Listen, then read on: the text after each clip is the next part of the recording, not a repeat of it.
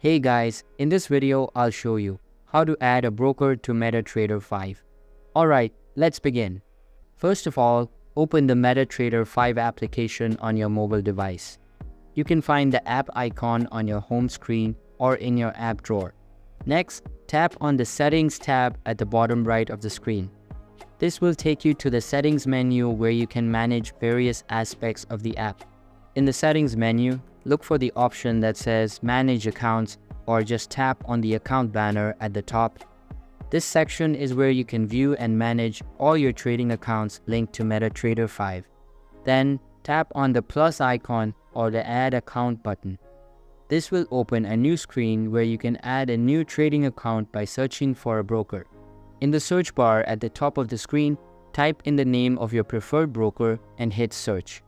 You'll see a list of brokers matching your search query.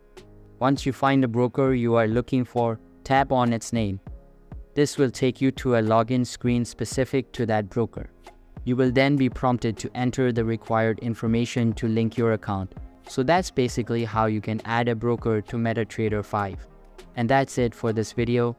If you find this helpful, consider subscribing and giving this a big thumbs up. Thanks.